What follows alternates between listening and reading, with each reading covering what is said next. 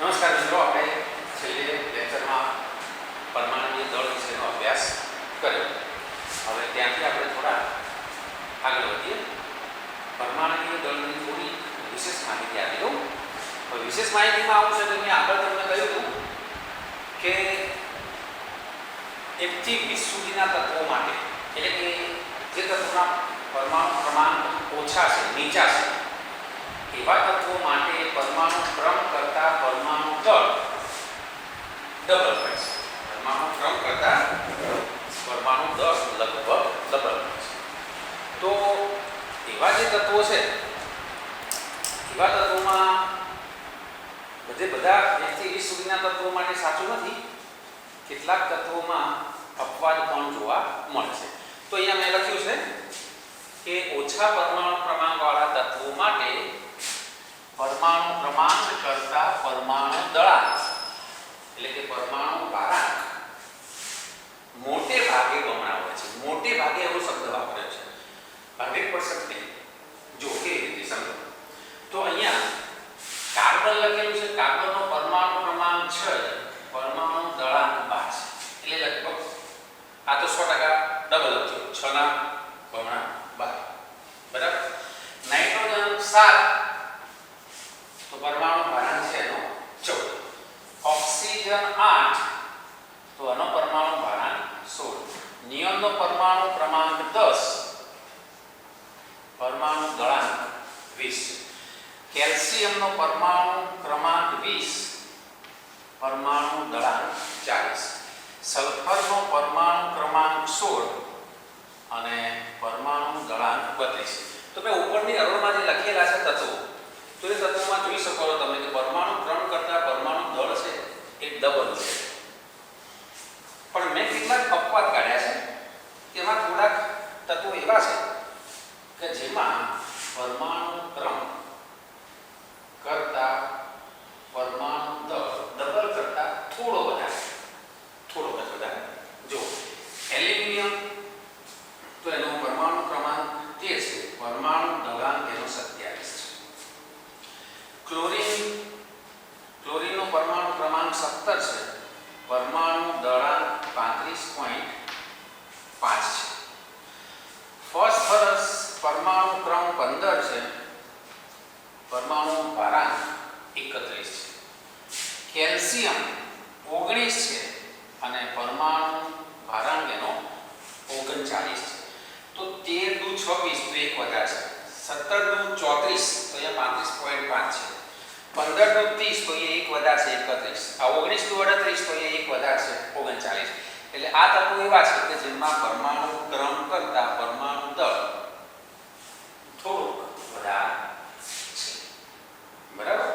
તો આ કેટલાક અપવાદ તત્વોની વાત હતી. હવે મિત્રો આપણે એક નવા ટોપિકની શરૂઆત કરીએ. નવો ટોપિક હું નહીં કહેવાય, પણ આજે પરમાણુ ભાર શીખ્યા, તો એ પરમાણુ ભારમાં જે જુદા જુદા તત્વોના પરમાણુ ભાર શું હોઈ શકે એવા થોડાક તત્વોની આપણે પરમાણુ ભારની અહીંયા તમને યાદી આપીએ અને એનો તમારે ઉપયોગ કરવાનો છે આનો ભાર શોધવા માટે, આણ્વીય દળ શોધવા માટે.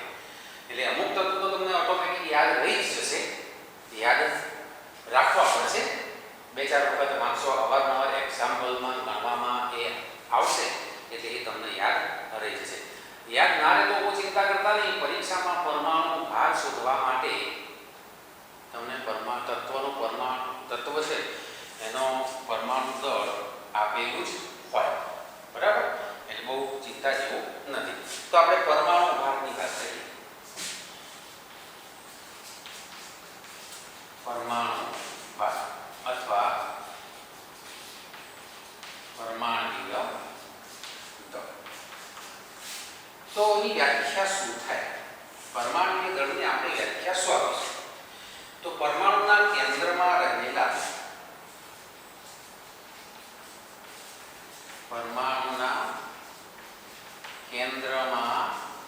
રહેલા પ્રોટોન અને ન્યુટ્રોનની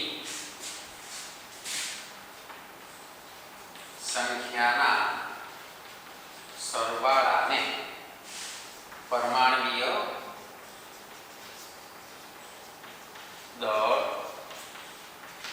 કહે છે. તો આ આપણે વ્યાખ્યા આપી પરમાણુ ભાર અથવા પરમાણુય દળની. પરમાણુના કેન્દ્રમાં રહેલા પ્રોટોન અને ન્યુટ્રોનની સંખ્યાના સરવાળાને પરમાણુય દળ કહે છે.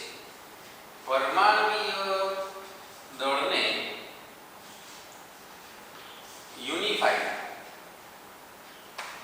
માસ કહે છે. તેને U વડે દર્શાવાય છે. હવે પરમાણુ ભારમાં એકમ શું? તો અહીંયા લખું છું પરમાણુ ભારનો એકમ ગ્રામ પ્રતિ મોલ છે. આ પરમાણુ ભારનો એકમ આપણે બતાવ્યો. એકમ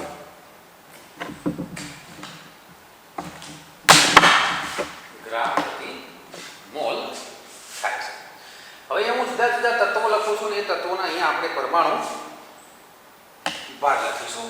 માનો કે હાઇડ્રોજન છે તો દરેકને આપણે એનો પરમાણુ દળ 1 થશે. અચ્છા, એ લખતા પહેલા હું તમને થોડી માહિતી આપી દઉં આ વ્યાખ્યાની. તો માહિતી આપી થશે કે પરમાણુ છે, પરમાણુ એ તમે બીજા પાઠમાં ભણશો. એના આપણે પરમાણુને મહદ અંશે પોલા ગોળા જેવો સ્વીકારેલો છે. રુથરફોર્ડના પ્રયોગ ઉપરથી એ માહિતી તમને બધી મળશે. સમગ્ર પરમાણુના કદની સાપેક્ષમાં પરમાણુનું કેન્દ્ર, પરમાણુના કેન્દ્રને ન્યુક્લિયસ કહેવામાં આવે. હું આ રીતે બતાવું. આ પરમાણુનું કેન્દ્ર છે. કેન્દ્રને ન્યુક્લિયસ કહેવામાં આવે છે. અને પરમાણુના કેન્દ્રમાં શું હોય? તો પ્રોટોન અને ન્યુટ્રોન હોય છે. P ઉપર મેં પોઝિટિવ ચાર્જ કર્યો એનો મતલબ કે પ્રોટોન છે ધન વીજભારિત સ્વીકારાયેલા છે. n ઉપર 0 કર્યો એનો મતલબ કે ન્યુટ્રોન છે એની ઉપર કોઈ વીજભાર હોતો નથી. અને પરમાણુ છે તે તટસ્થ પરમાણુ, વીજભાર એટલે પરમાણુ છે વીજભારની દ્રષ્ટિએ તટસ્થ હોય છે. તટસ્થ ક્યારે હોય? તો એના કેન્દ્રમાં જેટલા પ્રોટોન હોય એટલા જ એની બાહ્ય કક્ષામાં ઇલેક્ટ્રોન હોય. એટલે હું અહીંયા એક ઇલેક્ટ્રોન બતાવું છું કે આની કક્ષામાં ઇલેક્ટ્રોન છે. બરાબર? આ વાત પરમાણુના કેન્દ્રની, કે કેન્દ્રમાં પ્રોટોન અને ન્યુટ્રોન હોય, બાહ્ય કક્ષામાં ઇલેક્ટ્રોન હોય. આ 3 કણો છે આપણે મૂળભૂત કણો તરીકે સ્વીકારેલા છે અને એને જ આપણે ગણતરીમાં લીધા છે. આ 3 સિવાય બીજા કણો પરમાણુમાં નથી એવું નહીં. બીજા પરમાણુમાં કણો રહેલા છે. પોઝિટ્રોન, ગ્રેવિટ્રોન, પાયમેસોન, ચાયમેસોન, જીટામેસોન, ટાઉમેસોન, કપ્પામેસોન, આવા ઘણા બધા કણો રહેલા છે. પણ મુખ્યત્વે આપણે 3 સ્વીકારેલા છે. કેન્દ્રમાં પ્રોટોન અને ન્યુટ્રોન હોય, બાહ્ય કક્ષામાં ઇલેક્ટ્રોન પરિભ્રમણ કરતા હોય. જેટલા કેન્દ્રમાં પ્રોટોન હોય એટલા બાહ્ય કક્ષામાં ઇલેક્ટ્રોન હોય. એટલે પરમાણુ વીજભારની દ્રષ્ટિએ તટસ્થ કહેવાય. બરાબર છે? આ થોડી પરમાણુની માહિતી જે તમે 9મા 10મા ધોરણમાં ભણી જ ગયા છો. થોડું આપણે એને તાજું કરી લીધું. હવે અહીંયા કેન્દ્રમાં પ્રોટોન અને ન્યુટ્રોનની સંખ્યાનો જે સરવાળો છે એ પરમાણુ દળ થશે. એ પરમાણુ દળ કહેવાશે. કારણ કે ઇલેક્ટ્રોનનું વજન પ્રોટોન અને ન્યુટ્રોનની સાપેક્ષમાં નહિવત છે, જે તમે બીજા ચેપ્ટરમાં ભણશો. તો હવે હાઇડ્રોજનનો પરમાણુ દળ 1 છે. હાઇડ્રોજન પછી આવશે કાર્બન. તો કાર્બન માટે 12 છે. નાઇટ્રોજન માટે 14 છે. ઓક્સિજન માટે 16 છે. બરાબર છે? આ પ્રમાણે આપણે અહીંયા બીજા તત્વો મૂકેલા છે એ પણ મૂકી શકીએ. તો નિયોન માટે 10 છે. કેલ્શિયમ માટે, નિયોન માટે 20 પરમાણુ ક્રમાંક 10 થાય. કેલ્શિયમ માટે 40 છે. પછી ફોસ્ફરસ માટે અહીંયા 31 છે. ક્લોરીન માટે 35.5, પોટેશિયમ માટે 39, એલ્યુમિનિયમ માટે અહીંયા આપણે 27 બતાવીશું. બરાબર? પછી આવશે ક્રોમિયમ આવશે, ક્રોમિયમ 52, કોપર 63.5. તો આ પ્રમાણે જુદા જુદા તત્વો માટે આપણે લખી શકીએ છીએ. Fe માટે આવશે 56, Fe માટે 56, મેગ્નેશિયમ માટે આવશે 24. આ જુદા જુદા તત્વોના પરમાણુ દળ આવર્ત કોષ્ટકમાં જેટલા તત્વો છે દરેક તત્વોને એક પરમાણુ દળ હોય છે. સમસ્થાનિક હોય તો એક કરતાં વધુ હોઈ શકે. યાદ રાખજો, સમસ્થાનિક હોય તો એનો પરમાણુ દળ એક કરતાં વધુ હોઈ શકે. પ્રોટિયમ, ડ્યુટેરિયમ, ટ્રિટિયમ તમે શીખેલા છો, બરાબર છે? તો આપણે આવું લખીએ છીએ. પ્રોટિયમ માટે 1H1, પછી 1H2 અને 1H3. આ પ્રોટિયમ, આ ડ્યુટેરિયમ, આ ટ્રિટિયમ, તો આનો પરમાણુ દળ એક જ છે. એને આપણે અહીંયા બતાવ્યું છે. આ ભારે પાણી કહેવાશે, એમાં 2 અને અનુક્રમે 3 છે. એવી રીતે ઓક્સિજન માટે, કાર્બન માટે કાર્બન 12, કાર્બન 13 અને કાર્બન 14. આ સમસ્થાનિકોની વાત થઈ. અહીંયા આપણે સમસ્થાનિકો નથી, જે સ્થાયી છે એને લીધેલા છે. જે રેડિએક્ટિવિટી તત્વો ધરાવે છે એને અહીંયા આપણે ધ્યાનમાં લીધેલા નથી. તો આ પ્રમાણેની વાત થશે, બરાબર. સલ્ફર આવશે, સલ્ફરનો પરમાણુ ક્રમાંક 32 થશે. આ જુદા જુદા તત્વો માટે મિત્રો આપણે થોડા ઘણા ઉદાહરણ લીધેલા છે અને આને તમારે નોંધવાના છે, બરાબર. અને આ અવારનવાર ઉપયોગમાં આવતા હોય એવા તત્વો છે. એ સિવાયના સોડિયમ છે, તો સોડિયમ માટે આપણે એને લખીશું 23 ગ્રામ પ્રતિ મોલ એનો પરમાણુ ભાર થશે. તો મિત્રો અહીંયા આપણે જે થોડા ઘણા લખેલા છે આટલા યાદ રાખજો. અવારનવાર આપણે એનો ઉપયોગ કરવાનો થશે.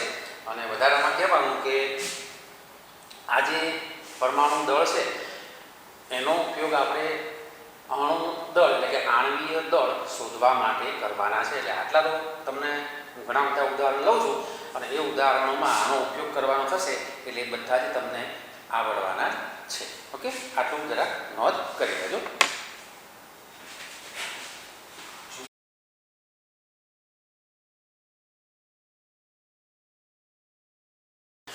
જો મિત્રો આપણે અહીંયા મહત્વનો ટોપિક, મહત્વનો એટલા માટે કે જ્યારે મોટા એક્ઝામ્પલ ગણવાના આવશે ત્યારે એ એક્ઝામ્પલની રકમમાં તમને આપેલા જે સંયોજનો હશે એ સંયોજનના અણુભારની જરૂર પડશે, આણ્વીય દળની જરૂર પડશે.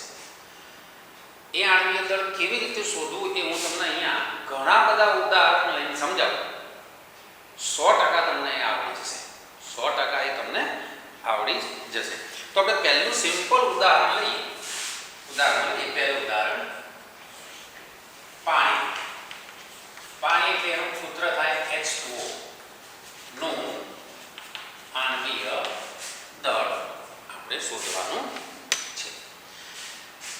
તો આણ્વીય દળ શોધવા માટે જે સંયોજન આપેલું હોય એ સંયોજનમાં રહેલા જે તત્વો છે એ તત્વોના પરમાણ્વીય દળનો તમારે સરવાળો કરવો પડે એટલે આણ્વીય દળ મળે. માનો કે અહીંયા આપણે પાણીની વાત કરીએ છીએ, બરાબર. પાણીનું આણ્વીય દળ શોધવું છે એટલે અહીંયા H2O નું આણ્વીય દળ બરાબર શું લખાય? તો આમાં 2 પ્રકારના તત્વો રહેલા છે. કયા 2 પ્રકારના? એક હાઇડ્રોજન અને એક ઓક્સિજન. હાઇડ્રોજનની સંખ્યા 2 છે એટલે હું આવું લખીશ 2 * હાઇડ્રોજનનું પરમાણ્વીય દળ વત્તા એક ઓક્સિજન છે એટલે 1 * O નું પરમાણ્વીય દળ. તો 2 હાઇડ્રોજનનું પરમાણ્વીય દળ 1 વત્તા 1 ઓક્સિજનનું પરમાણ્વીય દળ 16. જે આપણે અહીંયા લિસ્ટ લખ્યું હતું આગળ એ જ હાઇડ્રોજન માટે, ઓક્સિજન માટે 16. તો 2 ને 1 ગુણશો એટલે 2 જ રહેશે. 16 ને 1 ગુણશો એટલે 16. તો 16 + 2 એટલે શું થાય? 18. એનો એકમ ગ્રામ પ્રતિ મોલ અથવા 18 યુનિફાઈડ માસ આ પ્રમાણે પણ તમે લખી શકો છો, બરાબર. આપણે બીજું એમોનિયાનું લખીએ. Number 2 ammonia. એમોનિયા એનું સૂત્ર થાય NH3 નું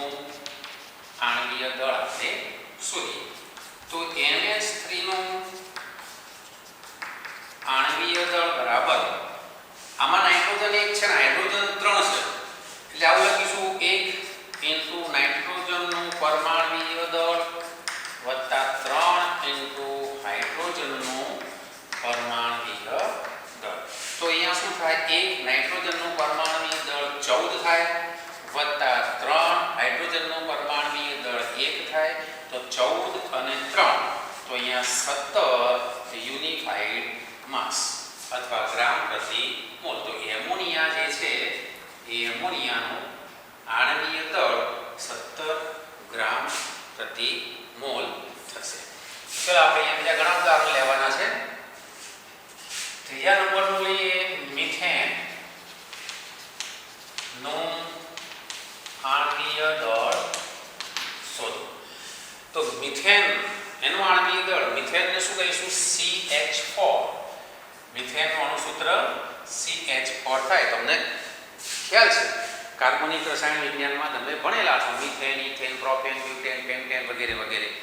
તો એ બધાના આણ્વીય દળ તમને શોધતા આવડવા જોઈએ. હું એક તમને શીખવાડું છું, આખી શૃંખલાનું તમે શોધી શકો. CH4 નું આણ્વીય દળ બરાબર શું લખીશું? કાર્બનનું એક કૌંસમાં કાર્બનનું પરમાણ્વીય દળ વત્તા 4 એટલે કે 4 ઇન્ટુ હાઇડ્રોજનનું પરમાણ્વીય દળ. તો અહીંયા શું થવાનું? 1 કાર્બનનું પરમાણ્વીય દળ 12, 4 હાઇડ્રોજન માટે 1 એટલે અહીંયા 16 ગ્રામ પ્રતિ મોલ આનું થશે પરમાણ્વીય મિથેનનું આણ્વીય દળ. ચોથું ઉદાહરણ લઈએ આપણે. ચોથું ઉદાહરણ ગ્લુકોઝ લઈએ. ચાલો, ગ્લુકોઝનું આણ્વીય દળ શોધો.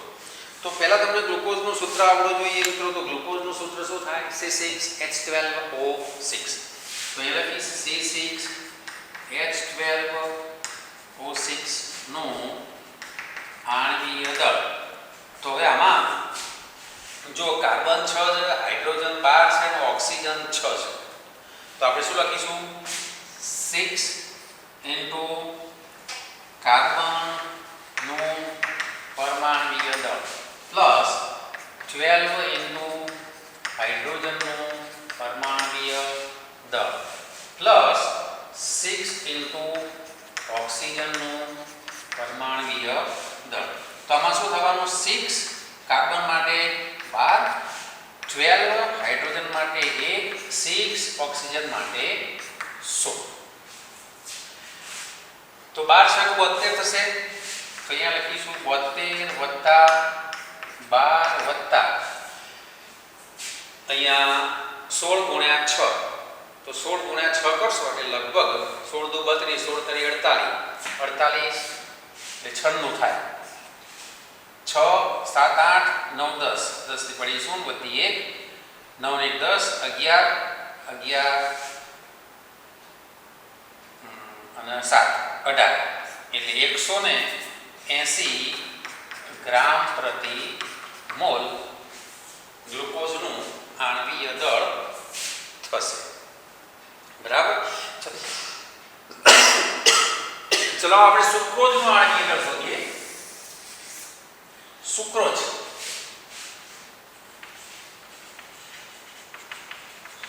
સુક્રોઝનું આણ્વીય દળ. સુક્રોઝ એટલે ઘરમાં વપરાતી ખાંડ, એને આપણે સુક્રોઝ કહીશું. એનું અણુસૂત્ર શું થાય? તો C12H22O11. આનું આપણે આણ્વીય દળ શોધવું છે, જે શું કહેવાશે? ખાંડ કહેવાશે. C12H22O11. તો અહીંયા જો મિત્રો શું કરવાનું? કાર્બન 12 છે, હાઇડ્રોજન 22 છે અને ઓક્સિજન 11 છે.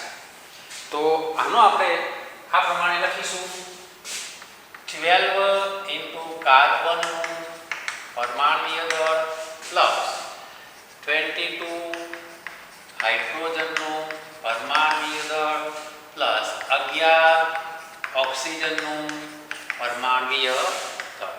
12 ગુણ્યા કાર્બન પરમાણ્વીય દળ 12 થશે પ્લસ 22 ઇન્ટુ હાઇડ્રોજનનું પરમાણ્વીય દળ 1 થાય અને 11 ઓક્સિજનનું પરમાણ્વીય દળ 16 થશે. હવે આનો આપણે ગુણાકાર કરવાનો રહેશે અને ત્યારબાદ એનો સરવાળો. અહીંયા લખેલું છે, જુઓ, તત્વના પરમાણ્વીય દળ અને પરમાણુની સંખ્યાનો ગુણાકાર કરીને બધાનો સરવાળો કરવામાં આવે છે.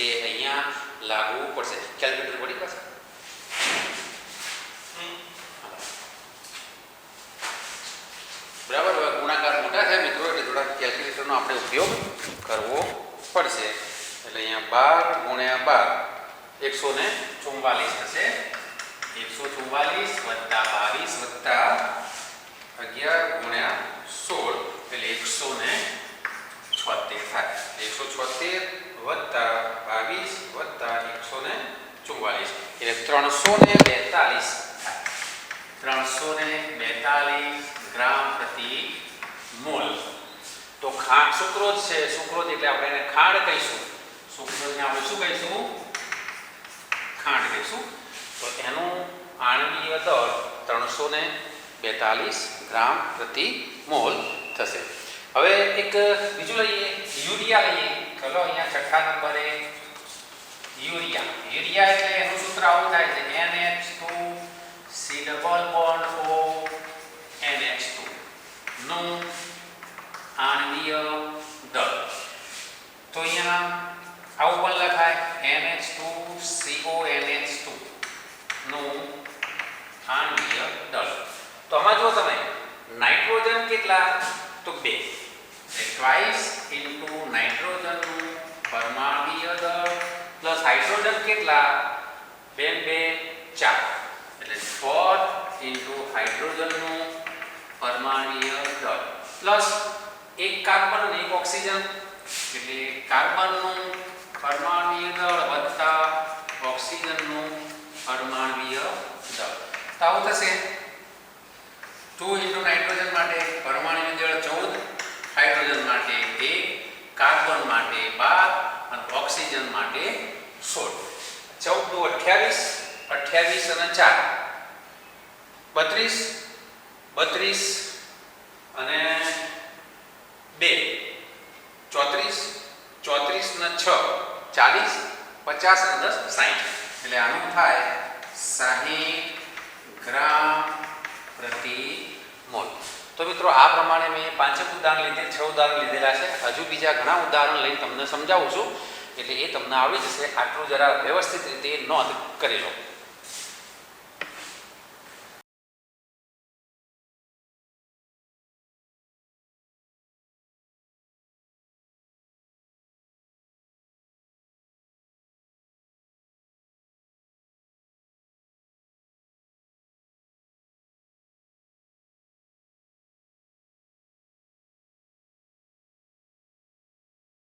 ચલો મિત્રો આપણે બીજા ઉદાહરણ જોઈ લઈએ જરા.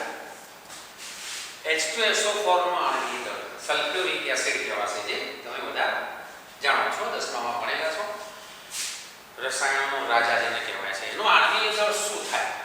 તો શું લખીશું? ટ્વાઇસ ઇન્ટુ હાઇડ્રોજનનું પરમાણ્વીય દળ પ્લસ સલ્ફરનું પરમાણ્વીય દળ પ્લસ 4 ઇન્ટુ ઓક્સિજનનું પરમાણ્વીય દળ. ચલો 2 ઇન્ટુ હાઇડ્રોજન માટે 1, સલ્ફર માટે 1 જ છે એટલે 32 પ્લસ ઓક્સિજન 4 ઇન્ટુ ઓક્સિજન પરમાણુ દળ 16. જો હાઇડ્રોજન 2 છે એટલે 2 એટલે હાઇડ્રોજન પરમાણુ દળ, સલ્ફર 1 જ છે સલ્ફરનું પરમાણુ દળ અને 4 ઓક્સિજન છે એટલે ઓક્સિજનનું પરમાણુ દળ. બહાર આપણે કૌંસની બહાર 4 મૂકેલા. તો એનું શું થશે? 32 ને 2 34 અને 16 દુ 32, 16 તરે 48, 16 ચોક 64 એટલે આનો લગભગ 98 ગ્રામ પ્રતિ મોલ એનું આણ્વીય દળ થાય. NaOH નું આણ્વીય દળ, જો Na O અને H એમ 3 તત્વો છે બરાબર. N અલગ ને A અલગ એવું નથી, Na ભેગું છે બરાબર, સોડિયમ કહેવાશે. તો અહીંયા Na નું પરમાણ્વીય દળ વત્તા ઓક્સિજનનું પરમાણ્વીય દળ વત્તા હાઇડ્રોજનનું પરમાણ્વીય દળ, ત્રણે સિંગલ પરમાણુ એક છે એટલે એનો આપણે આ રીતે લખી શકીએ. Na નું પરમાણ્વીય દળ 23 થાય, ઓક્સિજનનું 16 અને હાઇડ્રોજનનું 1. સરવાળો કરો 23 ને 24, 6 4 10, 2 2 4 એટલે 40 ગ્રામ પ્રતિ મોલ એનું આણ્વીય દળ થશે. NaOH નું આણ્વીય દળ. ફરીવાર મારે અહીંયા NaOH લખાઈ ગયું છે, હું અહીંયા સુધારી દઉં, Na2SO4 કરી દઉં. ચાલો Na2SO4 સોડિયમ સલ્ફેટ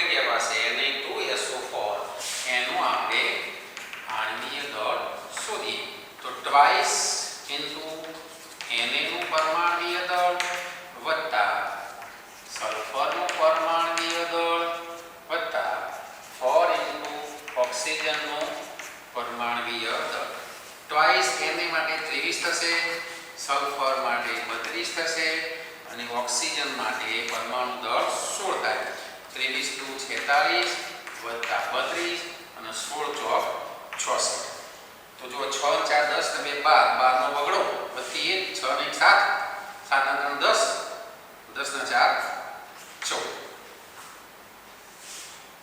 46 ત્રિવિધુ 46 બરાબર. સલ્ફર 32 અને 16 ચોક 64. તો આ પ્રમાણે 6 નો 4 10 12 નો બગડો વત્તી 1 6 ને 7 8 નો 10 ને 4 142 યુનિફાઈડ માસ.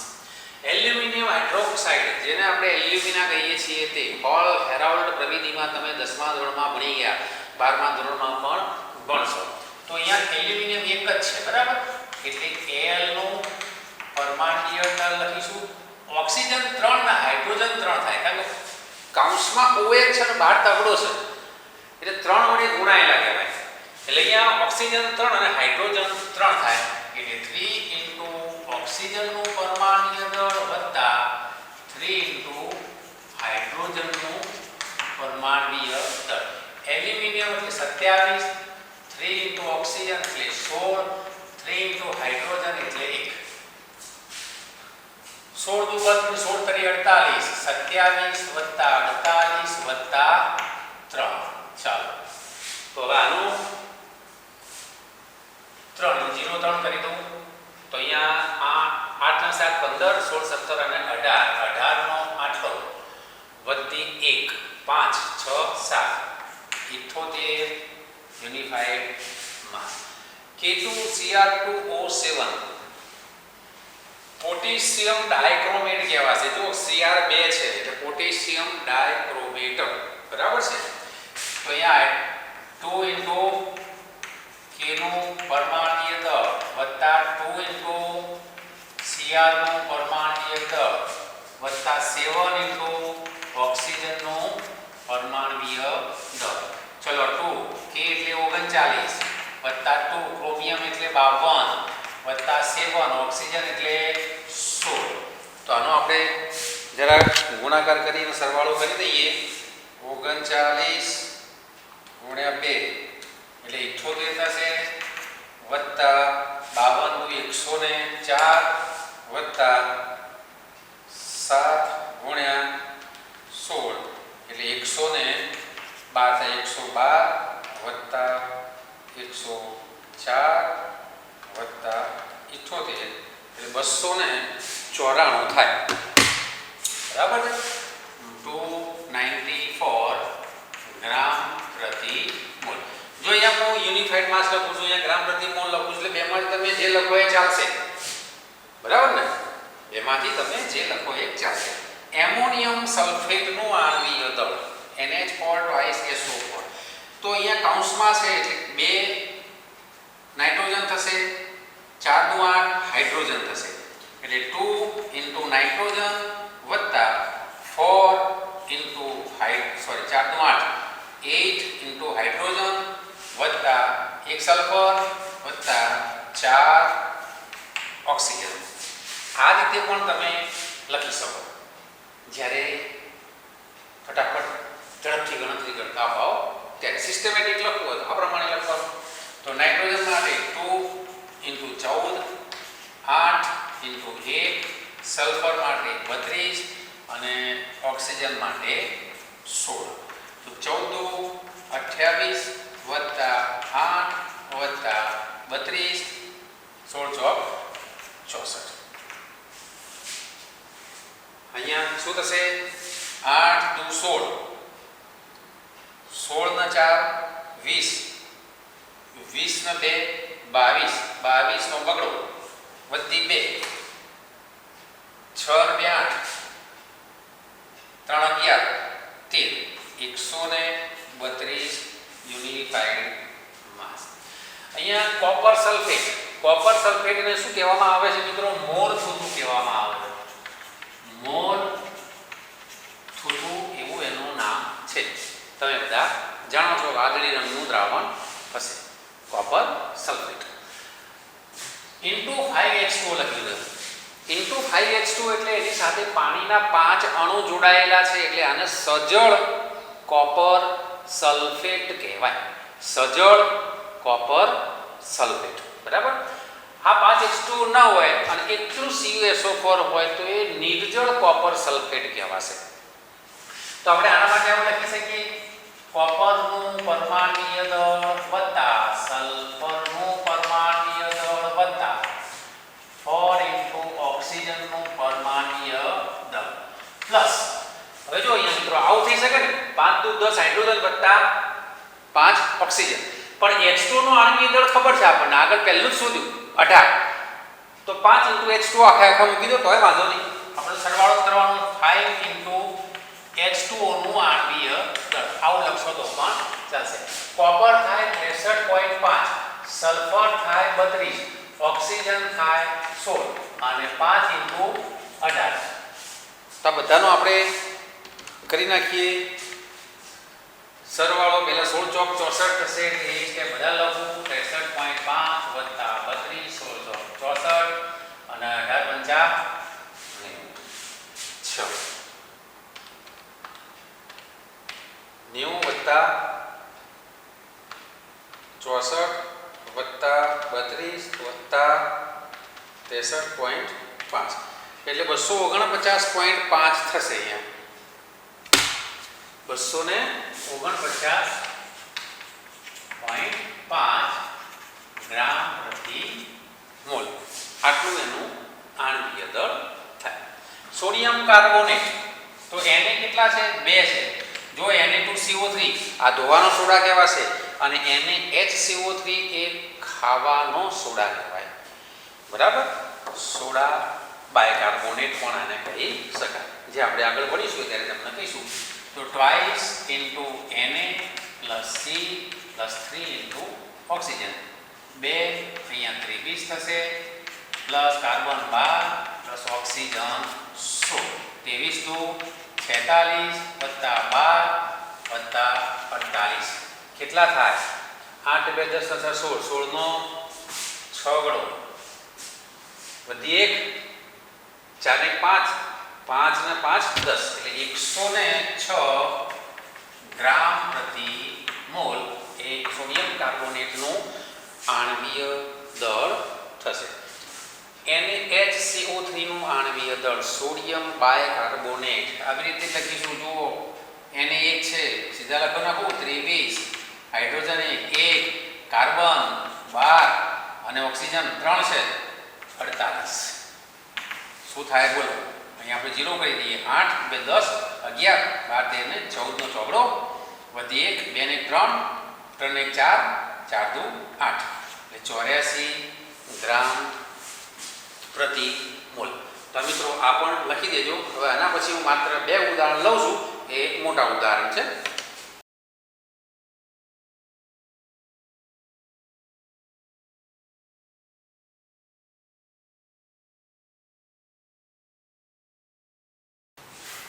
મિત્રો એક થોડા મોટા અણુસૂત્ર ધરાવતા પદાર્થો છે. આ પદાર્થો ખૂબ મહત્ત્વના છે. નામ છે પોટાશ એલમ, જેને આપણે ફટકડી કહીશું. એનું આણ્વીય દળ શોધવાનું છે. તો એનું મેં અહીંયા સૂત્ર લખેલું છે K2SO4 Al2SO4 thrice into 24H2O. બરાબર. તો અહીંયા K2 એટલે ટ્વાઇસ ઇન્ટુ Kનું પરમાણ્વીય દળ વત્તા સલ્ફરનું પરમાણ્વીય દળ વત્તા 4 ઇન્ટુ ઓક્સિજનનું પરમાણ્વીય દળ પ્લસ એલ્યુમિનિયમ 2 છે એટલે ટ્વાઇસ ઇન્ટુ એલ્યુમિનિયમનું પરમાણ્વીય દળ વત્તા સલ્ફર. જો કૌંસમાં 3 છે એટલે 3 ઇન્ટુ સલ્ફર 3 ઇન્ટુ સલ્ફરનું પરમાણ્વીય દળ વત્તા 4 તરી 12 ઓક્સિજનનું પરમાણ્વીય દળ પ્લસ 24 દુ 48 અથવા 24 લખી નાખે 24 ઇન્ટુ H2O નું આણ્વીય દળ લખી નાખું. ચલો H2O આપણે ખબર છે કે 18 થાય છે, તો આટલું મોટું થશે. સિમ્પલ છે. જુઓ પોટેશિયમ તો 39 થશે, સલ્ફર 32 થશે, એટલે 2 × 39 + 32 + 4 × ઓક્સિજન એટલે 4 × 16 પ્લસ એલ્યુમિનિયમ 27 2 × 27 3 × સલ્ફર 3 × સલ્ફર એટલે સલ્ફરનું 32 થાય 12 × ઓક્સિજનનું 16 અને 24 × પાણી માટે આપણે 18. હવે આ બધાનો આપણે અહીંયા કમ્પ્લીટ સરવાળો ગુણાકાર કરીશું પહેલાં. તો 39 × 2 એટલે અહીંયા સીધા પહેલાં 78 લખી દઈએ વત્તા 32 વત્તા 16 ચોક 64 27 54 27 દુ વત્તા 32 દુ 64 અહીંયા 16 × 12 એટલે 192 અને અહીંયા 24 × 18 એટલે 432 થાય. તો અહીંયા 432 વત્તા 192 વત્તા 64 વત્તા 54 વત્તા 64 વત્તા 32 વત્તા 78. તો અહીંયા એનો 948 યુનિફાઈડ માસ થશે. બરાબર 948. તો જરા તમે ફરીવાર આનું ચેક કરી લેજો એટલે આ પ્રમાણેનું તમને મળશે. ચલો મહોરનો કેટલું એસો ફોરવર્ડ એક વાર મારી ભૂલ થઈ. હા 948. ઓકે. હવે મહોરનો ક્ષાર આવશે ફેરસ એમોનિયમ સલ્ફેટ કહેવામાં આવે છે. આને સજળ ફેરસ એમોનિયમ સલ્ફેટ પણ કહેવામાં આવે છે. તો આવી રીતે જ આનું શોધવાનું થશે. બરાબર. પરીક્ષામાં તમારે આ રીતે કામ કરવાનું. Fe એટલે 1 × Fe નું પરમાણુ દળ. સલ્ફર 1 છે ચલો 1 લખીએ. 4 × ઓક્સિજન લખીએ. અહીંયા 2 નાઇટ્રોજન 4 × 8 હાઇડ્રોજન ફરી પાછો સલ્ફર પ્લસ 4 × ઓક્સિજન 6 × H2 એટલે સીધા H2 આપણે 18 લખી દઈશું ચાલે. ચલો અહીંયા 56 વત્તા સલ્ફરનો 32 ઓક્સિજન 4 × 16 નાઇટ્રોજન 2 × 14 8 × હાઇડ્રોજનનો 1 સલ્ફરનો 32 4 × ઓક્સિજન 16 6 × 18. તો આ પ્રમાણે મિત્રો તમે કરશો ગુણાકાર અને સરવાળો તો એનો આણ્વીય દળ આવશે ફેરસ એમોનિયમ સલ્ફેટ 392 આવશે. સરવાળો કરજો તમે 392 આવશે. તો આવા બીજા ઘણા બધા ઉદાહરણો છે જે ઉદાહરણો તમે તમારી જાતે પ્રેક્ટિસ કરજો અને એના અણુભાર શોધજો એટલે સરળતાથી આવડી જશે. ઓકે બરાબર.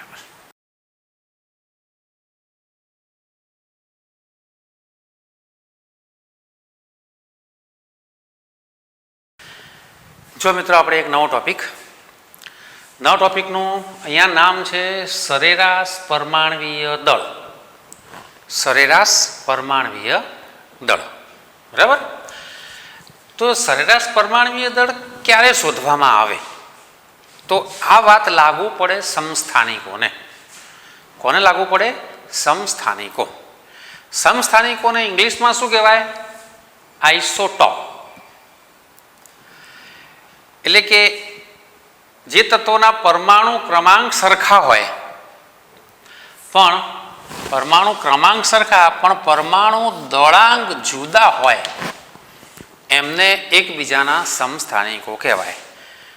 જે તત્વોના પરમાણુ ક્રમાંક એક સમાન હોય પરંતુ પરમાણુ દળાંક જુદા હોય તેમને એકબીજાના સમસ્થાનિકો કહેવાય. જો સમસ્થાનિકોના કેટલાક ઉદાહરણ લઉં અહીંયા જુઓ જરા. તમને ખબર છે હાઇડ્રોજનના સમસ્થાનિકો છે 1H1 1H2 1H3. પ્રોટિયમ ડ્યુટેરિયમ અને ટ્રિટિયમ કહીએ છીએ. તો તો પરમાણુ ક્રમાંક સરખા છે પણ પરમાણુ દળાંક જુદા છે એટલે એને સમસ્થાનિકો કહેવાશે.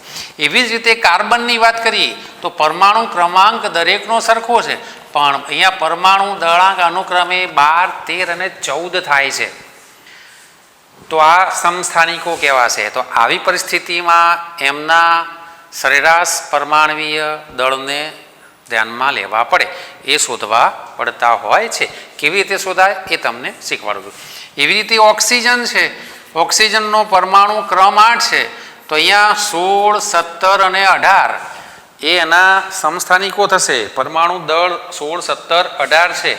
એવી રીતે યુરેનિયમ 92, 235, યુરેનિયમ 92, 236, યુરેનિયમ 92, 238.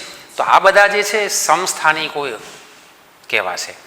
એટલે એમના પરમાણવીય દળ સરેરાશ પરમાણવીય દળ તરીકે આપણે શોધવા પડે છે. તો આપણે શોધીએ, જો કેવી રીતે થાય તે.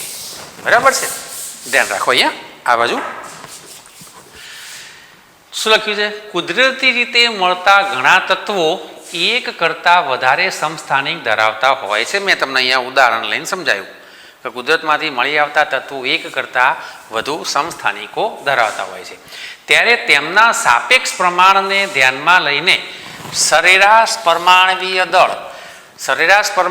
દળને A12 કહેવામાં આવે છે. A12 ઉપર લીટું કરવાનું, એની ઉપર લીટું કરો એટલે A12 એવી રીતે એ વંચાય, એ ગણી શકાય છે. તો અહીંયા એક ઉદાહરણ લઈએ.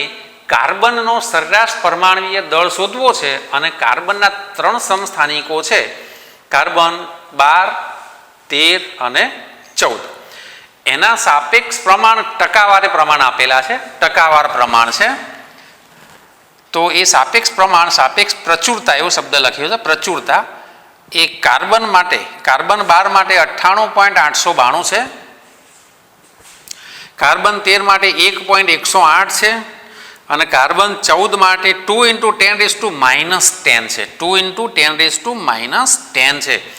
જો આ રેડિયોએક્ટિવ તત્વ છે, કાર્બન 14 એ રેડિયો એક્ટિવ તત્વ છે, યાદ રાખજો. અને રેડિયોએક્ટિવ તત્વો છે ને એનું કુદરતમાંથી પ્રમાણ અતિ અલ્પ માત્રામાં હોય, ખૂબ ઓછું મળી આવે છે. બરાબર, તો આ એનું પ્રમાણ છે, બહુ ઓછું છે, એ જ બતાવે છે કે પોતે રેડિયોએક્ટિવ તત્વ છે. અને એના પરમાણુ દળ ક્રમમાં આપેલા છે. કાર્બન 12નો તો 12 છે, કાર્બન 13 માટે તો 13.00335 છે, કાર્બન 14 માટે તો 14.00317 એ એના પરમાણુ દળ આપેલા છે. આપણે આ માહિતી ઉપરથી શું શોધવાનું છે? તો સરેરાશ પરમાણવીય દળ શોધવાનો છે. તો સરેરાશ પરમાણવીય દળ એનું સૂત્ર શું થાય? તો સરેરાશ પરમાણવીય દળ A12 બરાબર સિગ્મા લખેલું છે, આ sigma Fi × A, sigma Fi × A. હવે Fi એટલે શું? તો અહીંયા જુઓ તમે આ કોઠામાં આ જે સાપેક્ષ પ્રમાણ છે એ Fi અને પરમાણવીય દળ છે એ A. તો આ ક્રમમાં આપણે ત્યાં મૂકીને એનો સરવાળો કરવાનો છે. પણ યાદ રાખજો, આ ટકામાં આપેલું છે, તમને ટકામાં આપેલું છે એટલે આને તમારે 100 વડે ભાગવા પડે અને એ પદ તમારે ત્યાં મૂકવાનું રહેશે. તો જો એ મિત્રો આપણે અહીંયા મૂકીએ તો આ પ્રમાણે થશે સિગ્મા Fi × A. એટલે શું થશે એનું? આ જે છે એને આપણે 100 વડે ભાગીશું. 98.892 છે, 100 વડે ભાગો એટલે 0. કેટલા થશે? 98892 × A એટલે આ 12 સરવાળો પ્લસ, કારણ કે સિગ્માનું નિશાન છે એટલે પ્લસ. આ બીજું પદ લઈએ 1.108, 100 ભાગો એટલે કેટલું થાય? 0.01108 ગુણ્યા 13.00335 પ્લસ આને 100 ભાગો 2 × 10⁻10 છે અને નીચે છેદમાં 100 એટલે 10⁻2, ઉપર જાય તો 10⁻2 થાય. એટલે અહીંયા સીધું 10⁻12 લખી દઉં છું.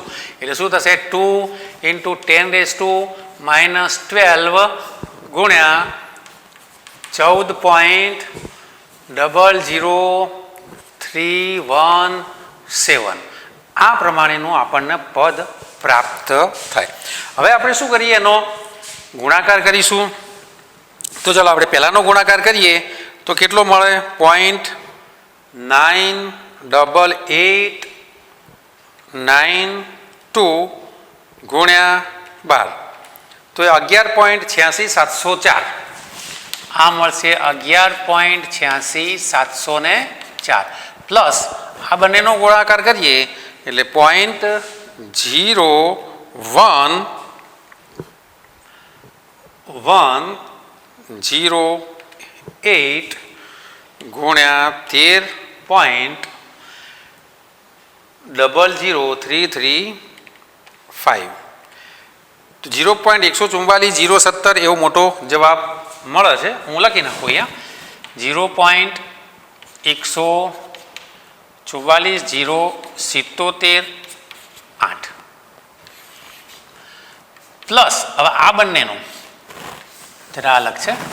પ્લસ આ બંનેનું હવે 2 × 10⁻12 હશે મિત્રો. -12 એટલે આની આગળ બગડાની આગળ 11 મીંડા પછી પોઈન્ટ આવશે અને આના વડે ગુણવાના. એટલે આ સંખ્યા એક સમયે ધ્યાનમાં ન લેવામાં આવે તો પણ ચાલી જાય. ચલો આપણે ધ્યાનમાં લેતા નથી તો શું થાય જોઈએ. પ્લસ આ બંનેનો સરવાળો કરી દઈએ, આ વત્તા આ પ્લસ 11.86704 તો 12.011 એવો જવાબ મળ્યો. 12.011 તો આ જે છે એટલું સરેરાશ પરમાણવીય દળ થાય. 12.011 એટલે લગભગ એને આપણે 12 યુનિફાઈડ માસ કહી શકીએ. તો અહીંયા આપણે આને ધ્યાનમાં લીધું નથી અને ધ્યાનમાં લેશો તો તમારા કેલ્ક્યુલેટરના આંકડામાં આ પદ કદાચ આટલી સંખ્યા નહીં આવે, કારણ કે ડિજિટ ઓછા હોય છે, બરાબર. આટલાનો ગુણો એટલે પાછું ખૂબ લાંબુ થાય. એટલે 0.00000 ઘણા બધા ઝીરો આવશે એટલે એને આપણે ધ્યાનમાં લેતા નથી. એટલે આપણને આ બંનેનો આ બે પદોનો આપણે સરવાળો કરીએ એટલે આપણને આટલું પદ પ્રાપ્ત થાય છે. તો આ સરેરાશ પરમાણવીય દળ આ રીતે શોધી શકાય.